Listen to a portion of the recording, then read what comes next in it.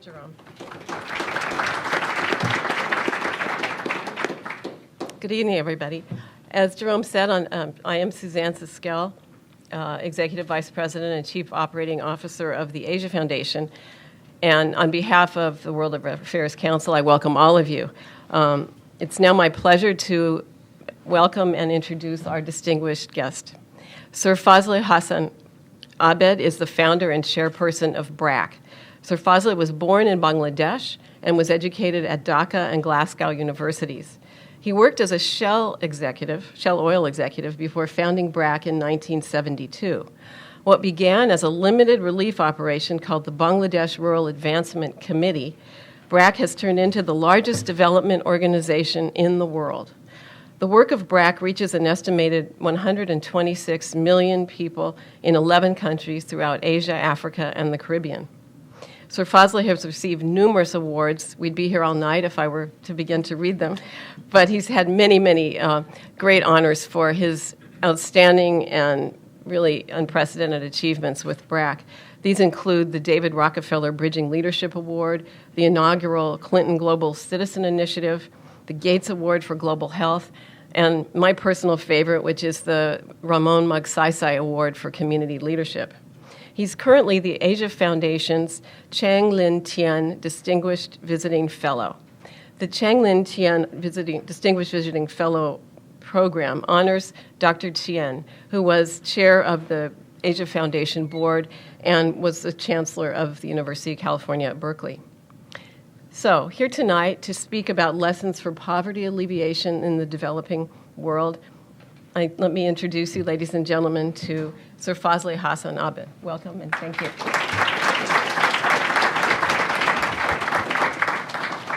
Thank you very much, ladies and gentlemen. Good evening.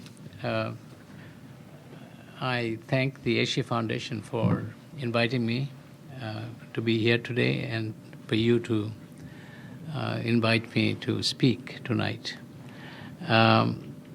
I thought of talking about Bangladesh's struggle with poverty alleviation. Over the last 40 years, when I started BRAC in 1972, Bangladesh was the second poorest country in the world. The poorest country was, at that time, was Upper Volta, now called Burkina Faso. So we were at the bottom of the league, the poorest country.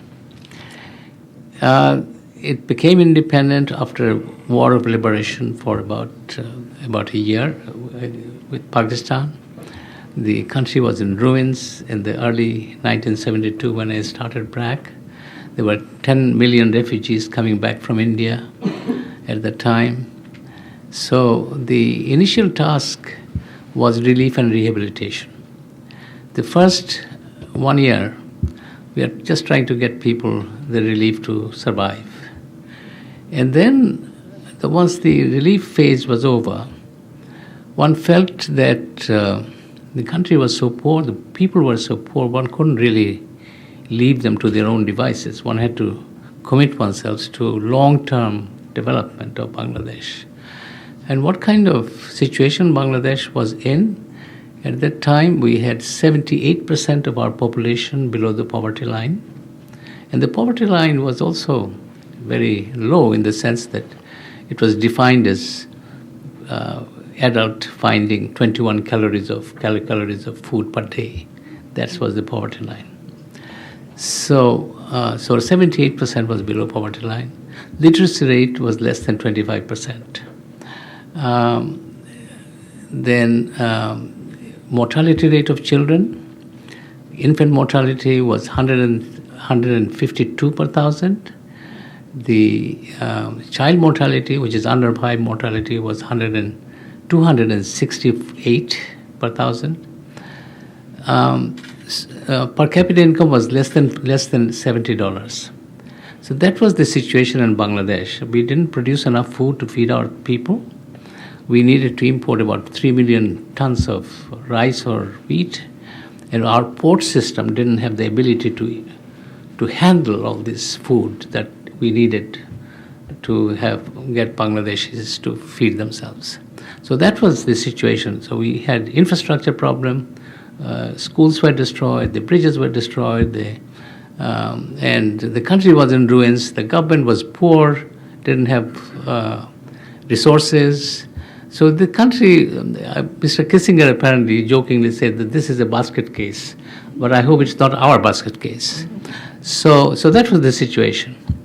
So Bangladesh, its last 40 years, has done remarkably well. Goldman Sachs recently said that Bangladesh is the next 11 country after the BRICS. So Bangladesh has made it, and Bangladesh is probably going to make it in the middle-income country, but it's growing very fast. It's about 6% annually right now. And for the last 10 years, it has been growing more than 5% annually. And last 5 years, it has been growing more than 6% annually. So if we keep up the growth at this present rate, then we will be doing quite well, and Goldman Sachs' prediction might come true. But then what did we do?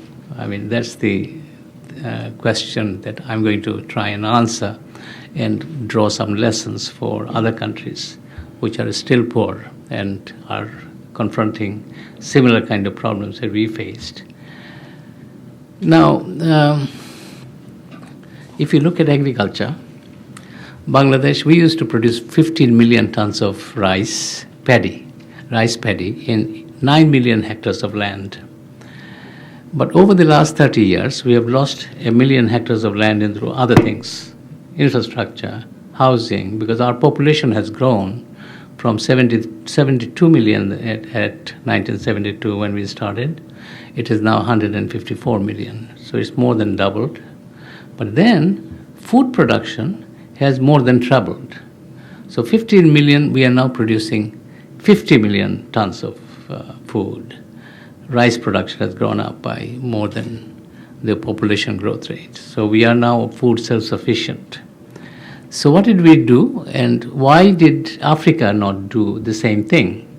And that's the question that I have been asking to myself. The Green Revolution happened in Asia. India, Bangladesh, Vietnam, China, everybody took advantage of Green Revolution.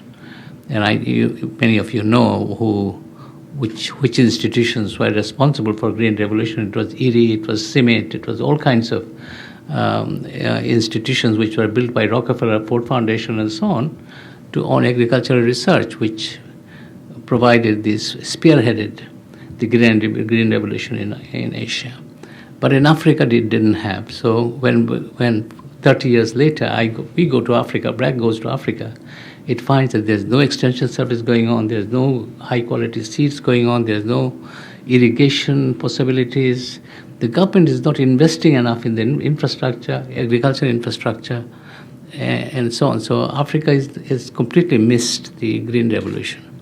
And then, of course, when I was on the board of IRI, International Rice Research Institute, and I happened to be the chairman of the Finance and Audit Committee, and allocated $5 million for IRI to go to Africa just before AGRA, which was started by Gates Foundation and Rockefeller Foundation to produce enough research for crop in Africa, was created about 6 years ago.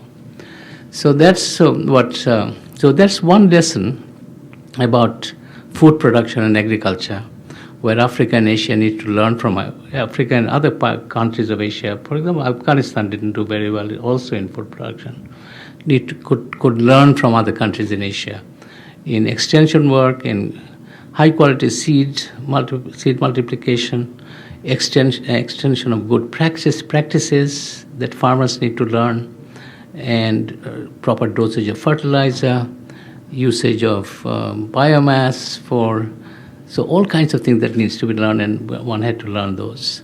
And we are trying to, as I'm now working in more countries in Africa now, we are working to implement some of the things that we have learned in our own work in Bangladesh. So that's agriculture. Many areas, child survival. We had in 1972, as I said, that mortality rate was high, very high. So what we did, we looked at what kills children, infant mortality rate and child mortality rate. More than half the children, 53% of the children, died from diarrhea. And we all knew that you don't have to, a child doesn't have to die from diarrhea. It's dehydration. All you have to do is to rehydrate the body with saline water. It's called oral rehydration solution. And then the child doesn't have to die. Nobody needs to die from diarrhea. Diarrhea is a self-limiting disease.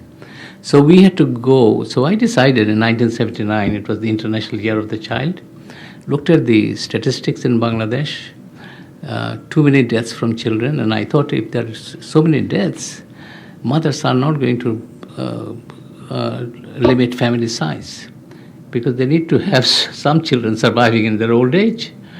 So there are two things that I wanted to do. I wanted to cut down infant mortality for its own sake, and secondly, to get mothers to limit size of the family. So we started a program in 1979 to try and go to every household in rural Bangladesh and teach mothers how to make oral rehydration fluid at home. So there are 18 million households we had to go and visit. So the first 30,000 household was done, and so the program ran for 10 years, and we went to every household. We paid our workers on the basis of retention of knowledge by the mothers and whether they could make the oral rehydration fluid correctly. And we had field laboratories to test the efficacy of the solution the mothers made in the house, because we didn't want to endanger children if the solution was not right. If there was too much salt, it could be dangerous for children. So so the program went very well, and mothers learned. Initially, of course, we had some problems, but we solved them ultimately, and we conducted the program throughout the country. Last 4 years of the program, Jim Grant was then head of UNICEF. And then he said to me that, can I do something for you? So I said, can you come and talk to our president to try and get every child immunized? He said, of course I'll come. So he came to Bangladesh. So he persuaded the president that he should immunize all children. So we did that. So the government and BRAC, BRAC is a non-governmental entity, but we took half the country to immunize all children, and the government took the other half.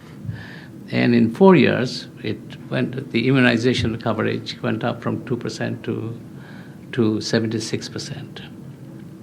So that was, and then our president was invited to the UN Conference on Children, because that's what he wanted to come to. So Jim Grant apparently said that you won't be invited unless you reach 70% coverage. So there was the incentive. Anyway, so the child survival, we won that, and of course, dramatically declined mortality of children from 200 and more than 260 per thousand of under 5 mortality. It has now come down to 54. Under 1 mortality used to be 152. It has come down to 34. So it's been dramatic mortality decline. So kind of programs we did, we tried to make programs efficient. Of course, programs were made effective and efficient, and of course then scaled up throughout the nation. And that was needed to have an impact on child survival and reducing infant mortality. And then, of course, maternal mortality, another problem. We are working on it now.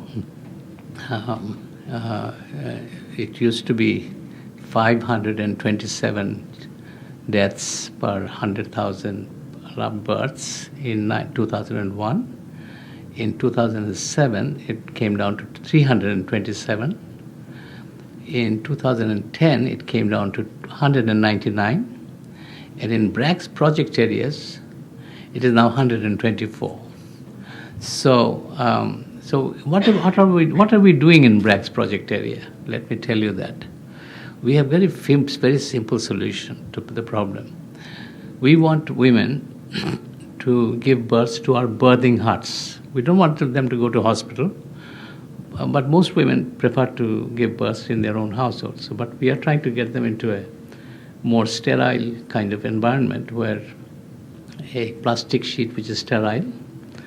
We also have a birthing kit with sterile gauze and sterile thread to tie the umbilical cord and raise a sterile blade and so on. So it's a very simple, what is called birthing kit, which BRAC produces in thousands and distributes it throughout the country. So even if you are having a child in the home, you can still be safe.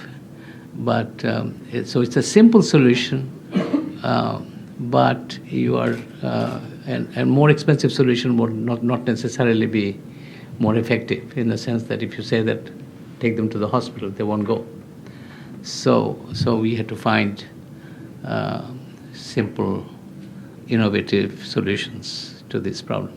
So we are on the way to reducing mortality of mothers. But then I was talking this morning that maternal mortality in Norway is 3 per 100,000.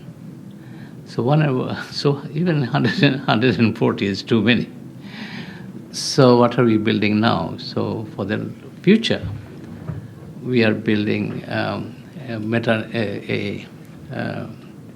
school for training midwives, because ultimately it's a long-term sustainability of this program will depend on whether we have enough midwives. Obstetricians we have, but they're in hospitals, but they won't act without an anesthetist together. So in mothers having obstructed delivery just won't have this kind of service that we need. So we need good quality midwives. So we are trying to produce that now with BRAC.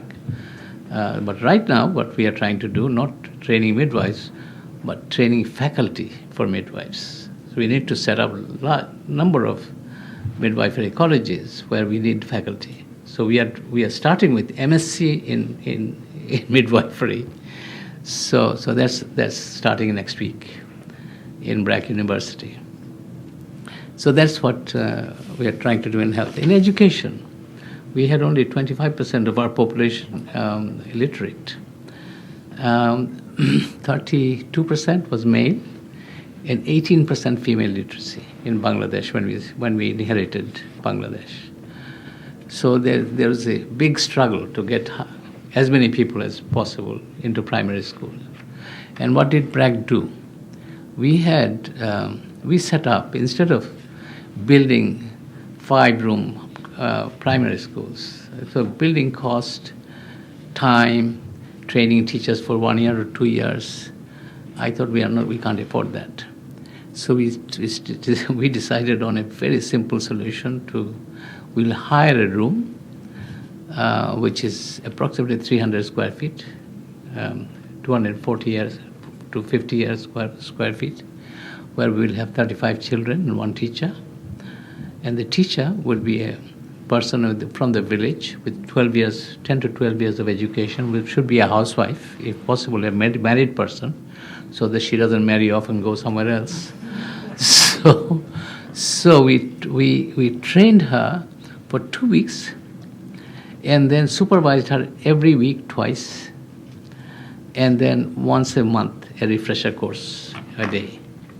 So that's what's the BRAC model, and it worked exceedingly well.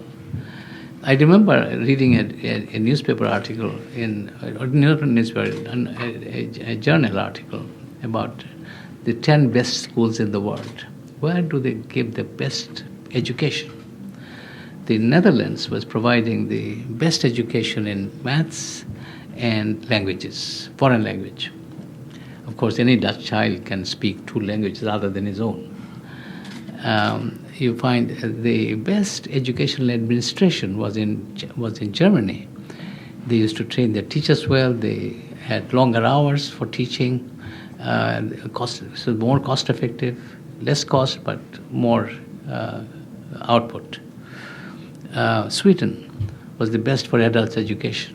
So if you are a graduate in philosophy and want at the age of 55 to find out what's going on in philosophy, you could go to university in Sweden and find out what's happening. Italy, of course, is best for preschool. Remember this? The Montessori system was created by them.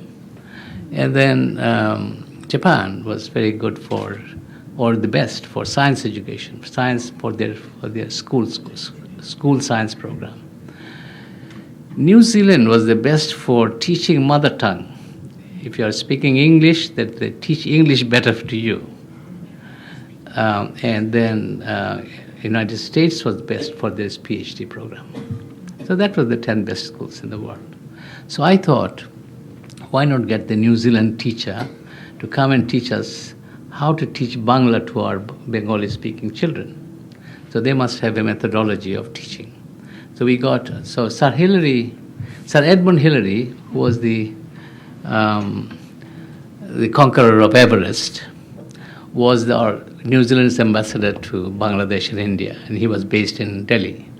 So I sent my number 2, one of my assistants, to go and see Sir Edmund and try and get a couple of teachers from New Zealand to come and teach us how to teach Bangla.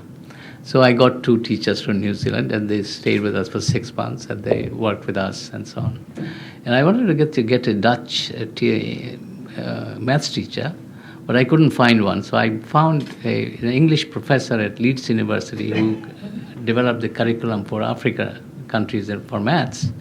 He came and worked with us because maths, unless you teach them well, children don't like it, are afraid of maths. But if you can teach them well, they'll love it. So we developed a system of teaching which most of the children just love to do maths, and they're not afraid of it at all. So that's what we got out of this seeking help from other countries. And then BRAC education program, this one teacher school, we had 22 schools, first pilot. 10 of these schools were in our project area where we had microfinance and other program, and 12 outside the project area. We didn't want to have location have anything to do with the quality of education. So we had quality control, we had monitoring system, and everything was right in place. So after the first cohort of children coming out of our 22 schools, they were far superior to the national children from the national system. They were better at reading, better at writing, better at maths. So obviously we found a very successful model for replicating this program throughout the nation. So over the next 10 years, we had 32,000 schools. So by 2000, year 2000, we had 36,000 one-teacher schools with 1.2 million children in them. And of course, over these years, we have now educated about 6 million children who have gone on to high school and universities, and some of them are studying medicine in China and all kinds of things. So that was our effort into getting the poorest children, particularly those who never been to school before, girls mostly. We wanted to have 2/3 of the children we took in our schools were girls. So we didn't want to start a school in a village where they couldn't find enough girls. At least 70% had to be girls in our schools. So that's how BRAC's education program expanded throughout the country. Now, microfinance, we invented microfinance. We expanded throughout the country. Microfinance did quite well. But then microfinance itself, but just financing doesn't make that you are going to make a livelihood out of it all the time successfully. We found, for example, that about 300,000 women who were growing vegetables, they didn't make much profit because the quality seeds were not available. We found the women who bought cows with their borrowed money from microfinance. They couldn't sell their milk in rural areas because there was no market for milk in rural Bangladesh. So BRAC had to go into social enterprises. So we set up a milk plant which collected milk from all over the country, from areas where they couldn't find a milk market. We brought them into Dhaka and then pasteurized the milk and distributed yogurt and ice cream and milk and everything. So this was the business for us. We went into seed business so that these women could produce more, our productivity could increase. So like that, we went to different kinds of businesses, try and get poor people to earn more from what they're trying to do.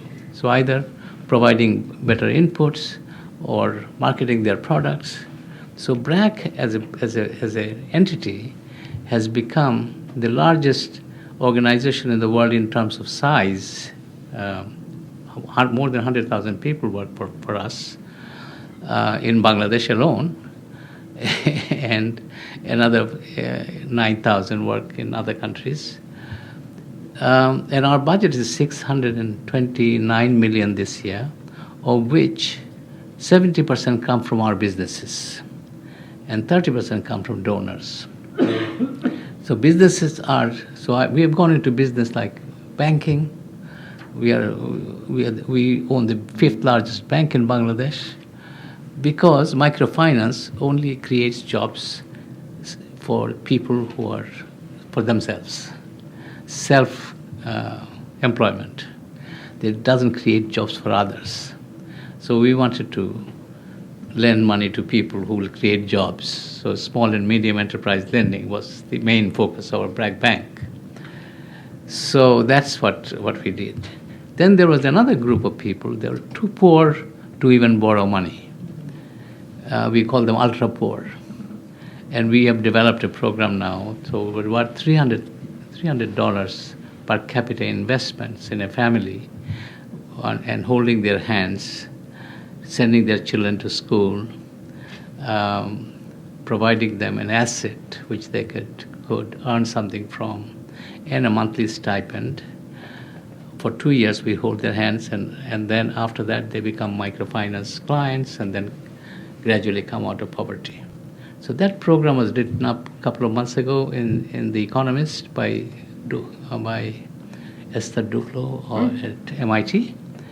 And she said that this transformation of women, the poorest women, was so great in the sense that the $300 that BRAC spent on them couldn't have done it. But what happened? The transformation was for the women, this hope created a new kind of transformation. They worked harder. They fed their children better. They sent them to school. So all kinds of things happened because of that. Now let me say a few words about the other part of my presentation, which was going to be lessons for Africa and countries in Asia. I talked a little bit about agriculture, but I think most important things that BRAC has done is innovation. In many things, it's a frugal innovation, we call them. Innovation which doesn't cost much, but very effective.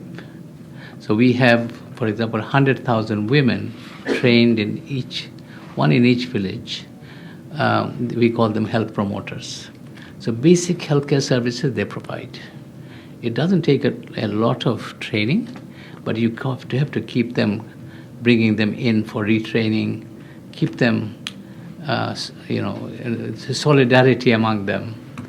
And then you find a huge group of people trying to provide services to their community, volunteers. But they're also members of the BRAC group, and they're also borrowers from our microfinance program, but they also provide a service to their own community. So we have that, and that's wonderful. It's a kind of innovation which helps in getting a poor community lifted out of poverty. So that's one area. The effectiveness and efficiencies of programming and scaling up. Most programs remain small and beautiful and never impactful.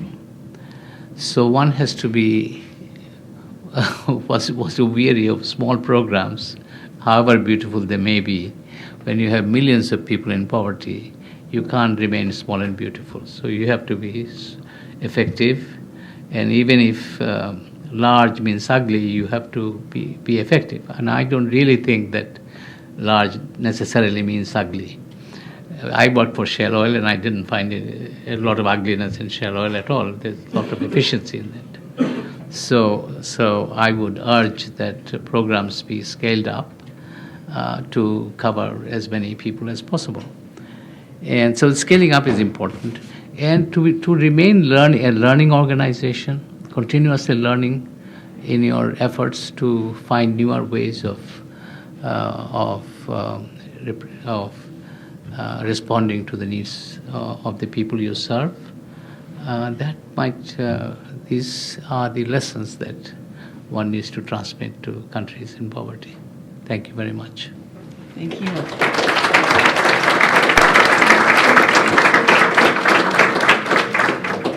Thanks very much for your inspiring remarks. And we have a lot of different kinds of questions. I think we'll start with one on something that you haven't touched on, but I'm sure you're thinking about this, and you probably have already gone well beyond anybody's imagination. So the question is, how have BRAC's development strategies changed over the years, especially with the proliferation of mobile technology? Mobile technology. Yeah. So what do we do in the mobile internet technology? Age? We are doing a number of things. One is that in the old days, I remember that oral rehydration therapy. We wanted to pay our workers on the basis of retention of knowledge by the mothers that they taught. So how did we do that? We had 10% of the households that our oral rehydration workers visited. Our monitors would go and check what percentage of the message they remembered and whether they could make the oral rehydration fluid correctly. So the monitors would go in. So how do I check the monitors over? Are they going to a tea stall and just filling up the form like that? Or are they actually going to the house? So I didn't know what to do about that. So I devised a system. The system was the oral rehydration worker visiting a household would write down the name of the youngest member of the house. So it may be a 2-year-old Asifa. So she will note that down. And then when the monitors will go in, he will not be given, or she will not be given the name of that Asifa. He's supposed to ask the same question and write down after monitoring the name. So if the name didn't match, we knew that he didn't go to the household. So we sacked a number of monitors because they were cheating. Now, I don't have to go to this household at all. But the mobile technology now makes it possible for us to find out exactly where he is and whether he's talking from the household. So we now have all our workers who are supposed to go and do antenatal care to the women, pregnant women. I want her photograph that he takes that day, and it comes into our database. So we know that she has visited and she has given the antenatal care. So that's one mobile technology. It's called use of mobile technology. The other mobile technologies is what Bill and Melinda Gates, Bill Gates particularly, was very keen. He told me about 5 years ago, he said, I want poor people. You people are giving money to the poor. Okay, fine, microfinance is okay. But I want them to also have ability to save money. Saving is, and saving money in a bank for a poor person, he can't even enter the bank because he's too afraid to go into a big bank. So how does a poor person save money? So he said, so I said that we collect money from our microfinance clients. He said, but when you collect money from microfinance clients, if he needs 10 taka tomorrow, he can't come to you and things like that. So I want him to have safe, accessible money. So I said, all right, in that case, you have to fund me. So we had this system of, so we have the mobile money transfer and mobile wallet in our system now in Bangladesh. So BRAC Bank is the first bank in Bangladesh to have mobile transfer, mobile account. So we have just started. So he gave me $12 million to do the marketing of it. We invested about $10 million ourselves for the hardware. For you have to keep 30 million accounts in a computer system, so you need a lot of hardware and very powerful hardware. So anyway, so he gave us $12 million to expand the program. So we now have 2 million clients, and hopefully we'll have maybe 30, 40, 50 million clients in course of time saving money. It's not saving, not necessarily just saving, but also transferring money to others. So it becomes, so they become bank, so account holder. So Bangladesh, out of the poor countries, I think we will become the first country to where almost universal bank accounts holders. Everybody will become a bank account holder. So that's the technology is going to bring kind of new avenues for poor people to have access to kind of thing that they never had access to. The other thing that mobile technology will bring in, and I have not even touched that, and the most important thing is education. Not mobile technology, IT. IT is going to make it possible for us to put educational materials on the websites for the children in the remotest villages which are connected with the internet could have access to. Already Harvard and MIT is providing courses that Bangladeshis can take from Bangladesh sitting there. But then primary and secondary school children, they are teachers who are half educated, who themselves need education. They can all be helped through websites and so on if the right content is available. So BRAC is now, I've got 30 people working on content development in primary and secondary education. So hopefully when in the next 5 years we have connectivity all over the country, we should have access to new kind of content. That's wonderful. Here's a different question. This questioner says that the MDGs, the Millennium Development Goals, are coming to an end. Is there anything that BRAC can contribute to plan the next set of goals, and what would BRAC have done differently with the current MDGs? The MDG so far is fine in the sense that, for example, they talk about education. So education means MDG goal is to get all children enrolled into primary school. The quality of education they don't talk about. They don't even talk about finishing primary school and how many years of primary school. They don't talk about that. So for the first phase, enrolling children into school was probably a good goal to have and not bother too much about quality, although quality is important. But now, the next MDG will need to have some kind of a quality measurement in terms of MDG, education, for example. My pet thing is, which I'm trying to promote, and there is a eminent group of person who is advising the Secretary General, is the President of Indonesia, Prime Minister of England, Britain, and the President of Sierra Leone.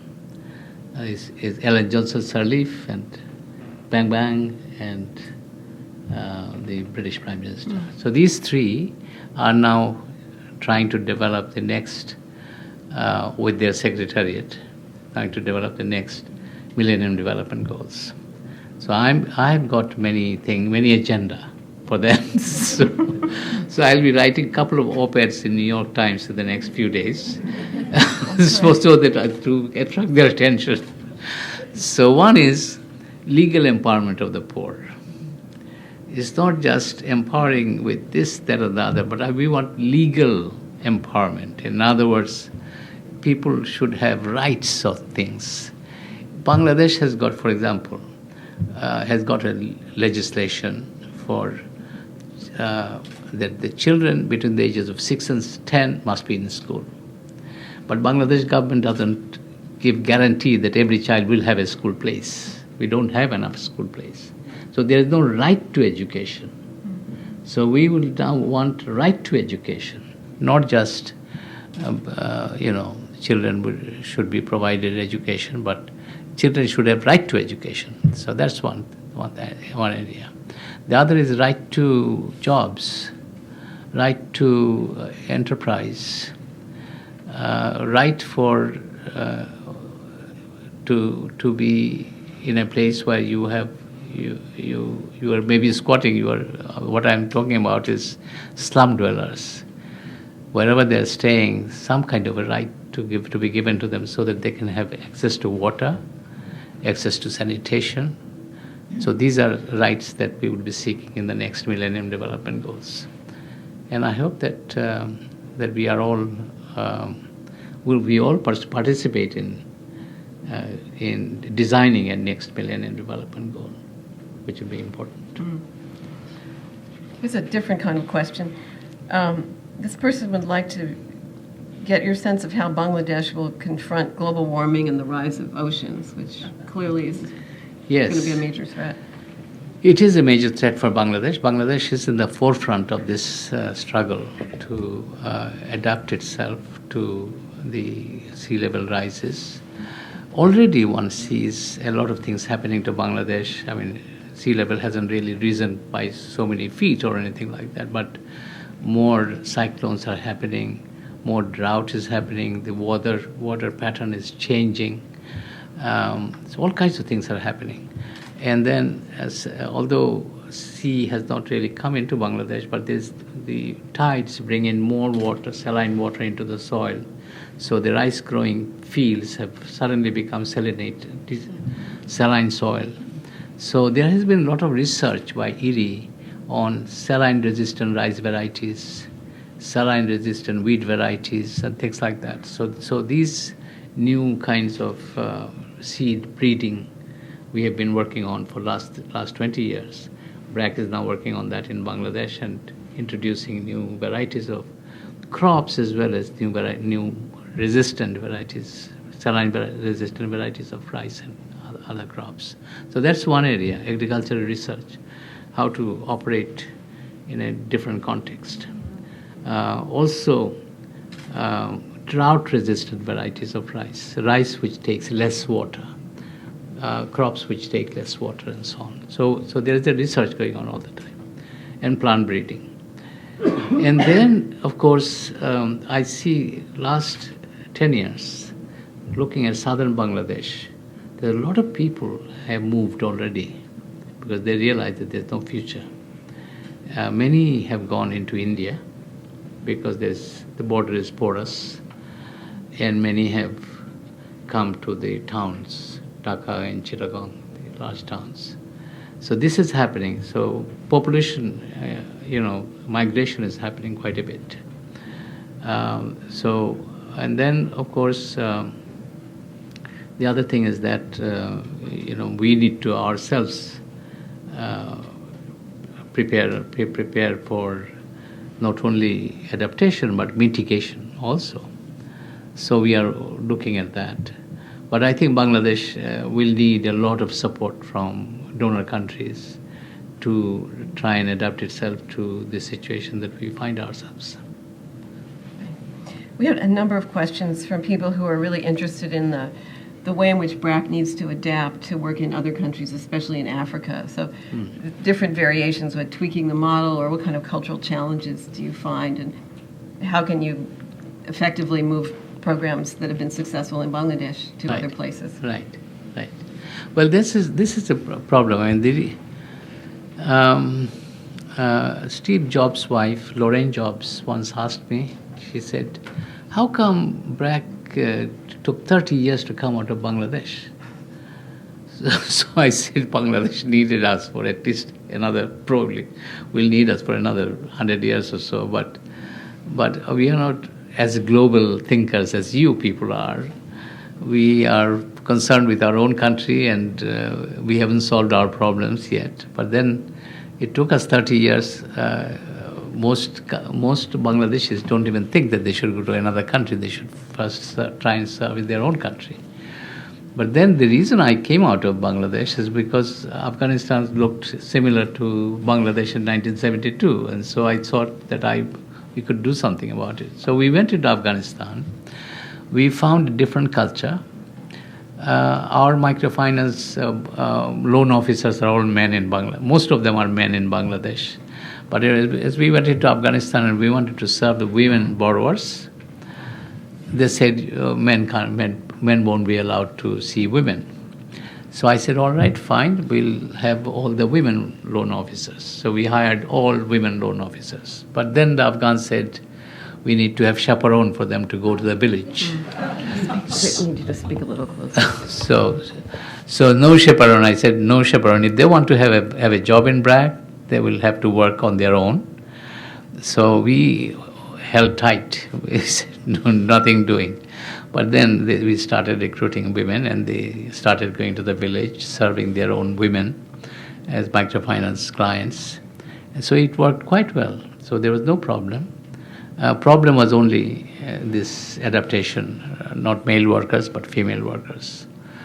The other thing that I have, having worked in Africa and other countries in Asia, I find that the poor people's aspirations, dreams, and struggles are the same almost everywhere. And not much changed and necessary in our program that we now have focused on poor people. The adaptation, as I mentioned, is this kind of adaptation: who goes and who talks with whom and things like that. Ultimately, of course, BRAC's work will not be will be done by local people, because ultimately I believe that a country's development depends on its own people, and the leadership must come from them. So we are there for temporarily in other countries.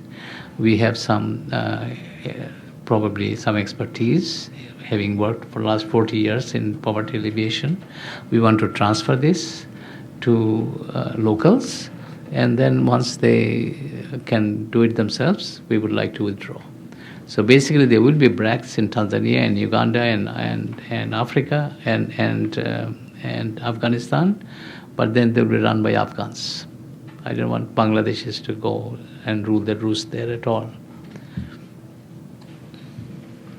There are several questions about development programs. One is about the United States, and given the rhetoric about reducing foreign aid, Yes. what does BRAC have to say about that? And also, how would you... Foreign aid? Foreign aid, and how would you also talk to China about how it should effectively use its resources to promote development, especially in Africa?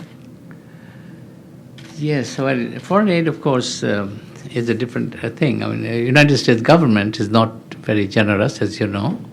Only less than 2% of GDP, 0.2% of GDP goes to foreign donors. But then people in the United States are very generous. And through foundations and other kinds of giving, United States gave about 3 times as much, or more than that, 5 times as much, what the government does through international development. So I wouldn't. The government is less generous, but the people are very generous and give money for international development. So, but China is a funny country. Funny country in the sense that they are doing so well in developing their own economy, but they've got poverty, a lot of poverty inside China. And do you know the Chinese poverty line is lower than Bangladesh's? It's 82 cents per capita. Is below that, they call it poverty. Above that, it's okay. So it's a poverty line is very low, and that's why China shows less than 10% poverty. But poverty will probably be more like 15-20%. So that's one area,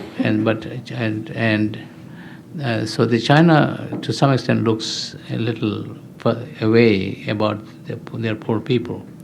And I had the Minister of Poverty Alleviation in China.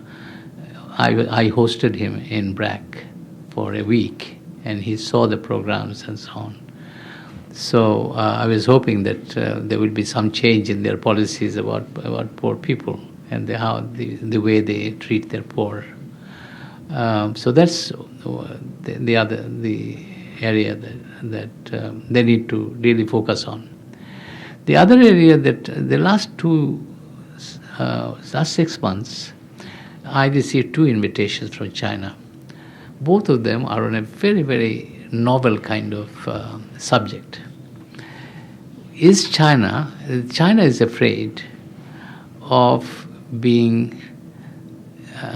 what is called being in a middle income trap. You know about this, right? China is afraid of middle income trap. So I said, what do you want me to talk about it? So he said, well, you have ideas about things that we could do to avoid middle income trap. So I said, off the cuff, I'll tell you this, ambassador who came to see me. So I can't manage to go to this conference, but I'll tell you 1 or 2 things that I think will be important and for you to do to avoid middle income trap. Because the 2 countries that have become high income country in the last 30 years are Singapore and Korea. And what have they done that the others among themselves, their peers didn't do? I can see only one thing. Singapore built a very high quality university, which is the powerhouse of creating jobs, enterprise, innovation, all kinds of things like that. And so is Korea.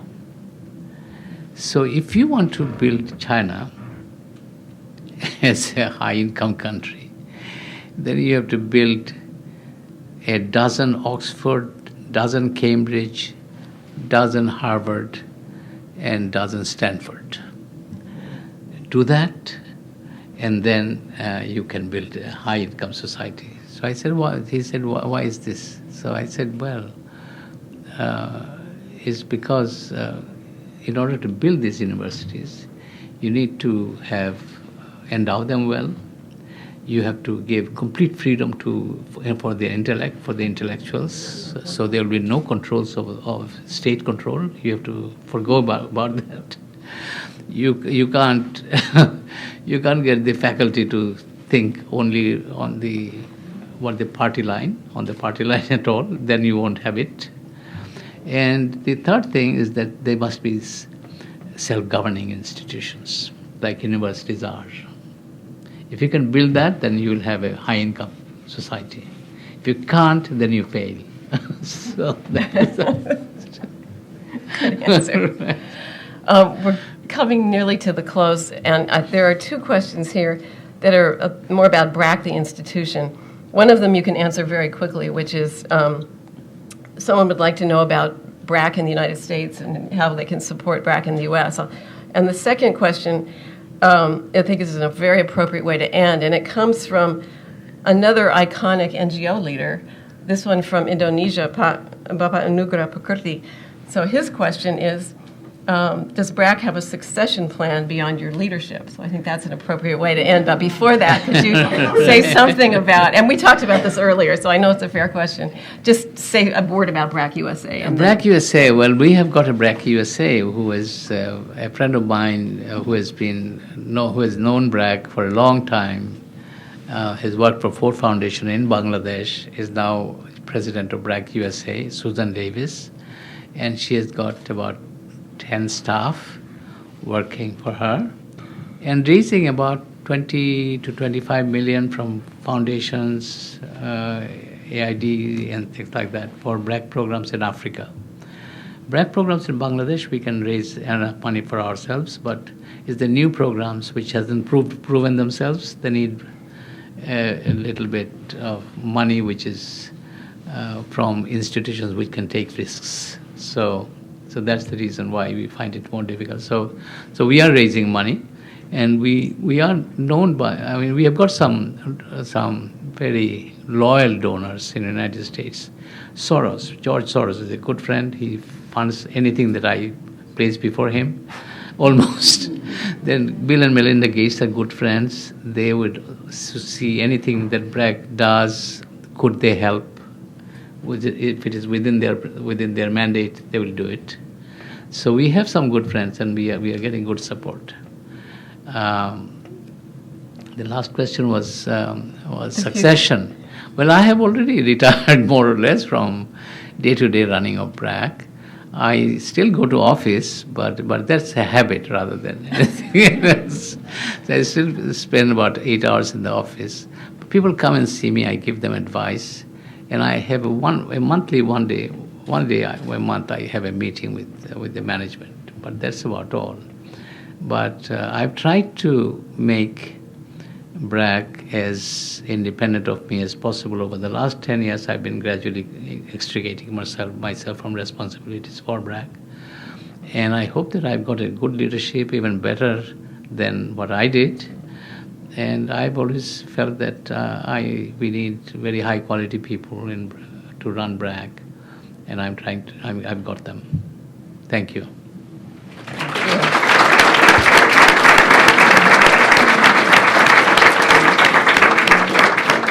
Thank you so much. This concludes the evening.